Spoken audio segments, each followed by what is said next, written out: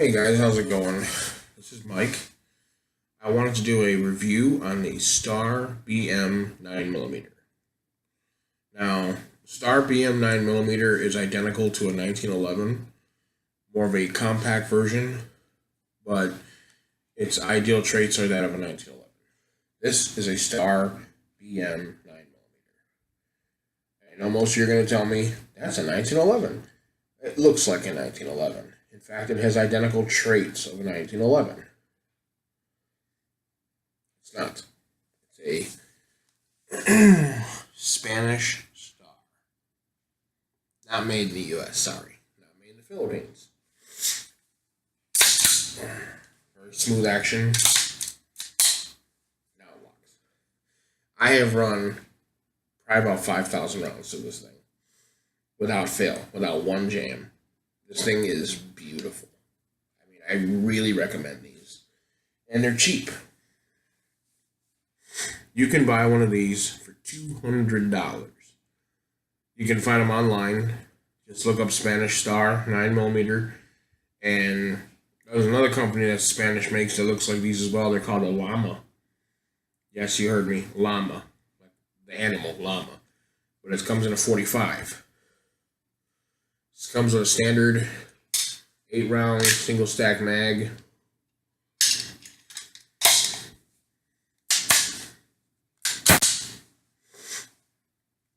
Very nice, smooth action.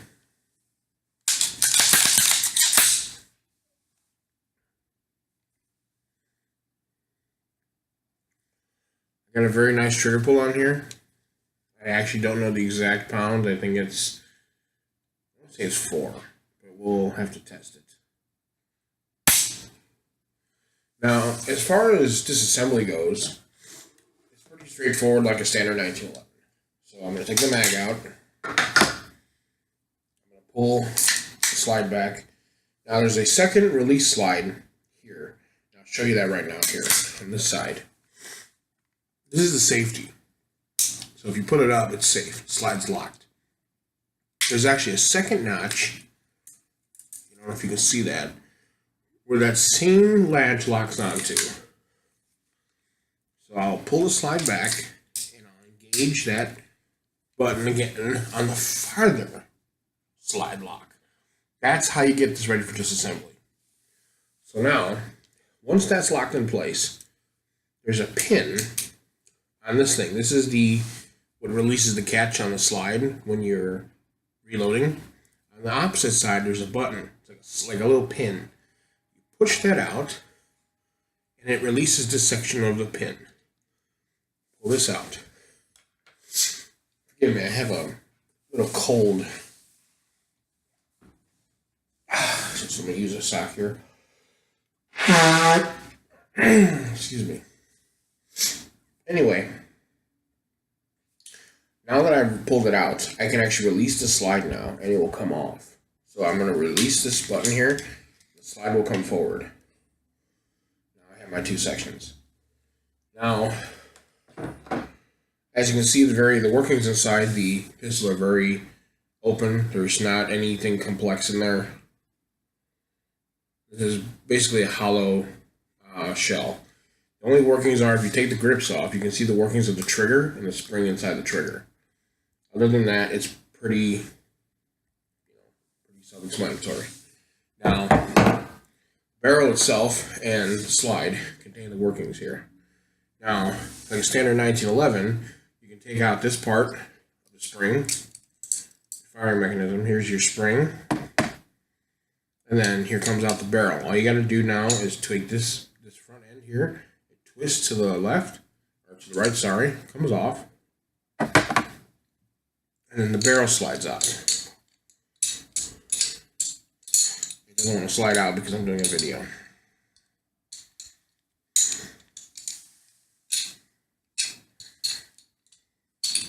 There we go. Sorry. What you have to do is you have to push up and out. See how I pushed it down like this? And then it comes forward.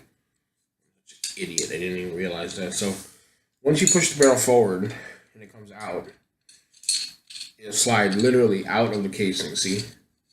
Instead of coming up out like on top, it's on a rail, so it slides barrel. And see the riflings in there. And all that's left in the slide now is just a firing pin. Now, for reasons of because it's a pain in the ass, I'm not going to take that out. So that's your basic slide. Now, it doesn't take very long to clean. Every part here is actually very nice and clean right now and oiled, so I'm not going to do that. But I am going to put this back together. It's not very difficult to put back together. Now that I've got the barrel in, I just take this front piece, make sure it lines up to the right here. That's locked in place. Now I take the spring, stick that back in here, make sure that it's level with the barrel.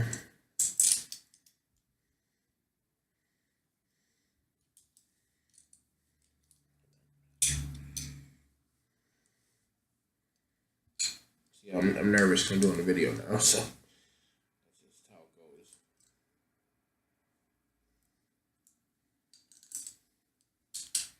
There we go. Now this is put together. Now to reassemble it with the body, you really don't have to do anything because it was already locked in place. So now you just gotta line up the rails. See how it's got a not this one on the top one. So you line up the rails, so they slide together, and then you do a full cock. So it locks.